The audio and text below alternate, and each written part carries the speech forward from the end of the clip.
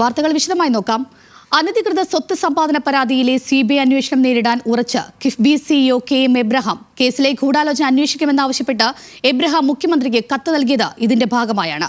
ഹാജരാക്കിയ രേഖകൾ കോടതി പരിഗണിച്ചില്ലെന്ന വാദമുയർത്തിയാണ് നീക്കം. അന്വേഷണത്തെ നിയമപരമായി നേരിടാനുള്ള നീക്കവും KM എബ്രഹാം തുടങ്ങിയിട്ടുണ്ട്.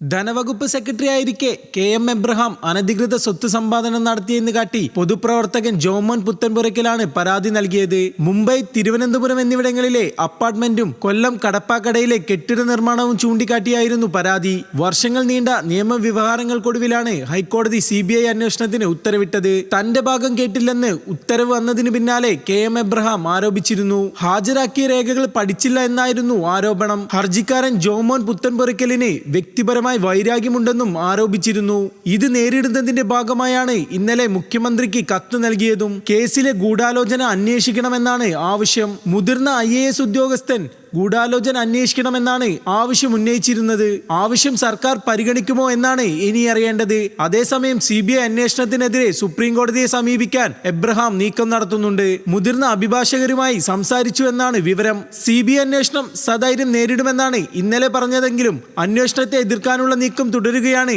KM Abraham. News Malayalam, Thiruvananthapuram.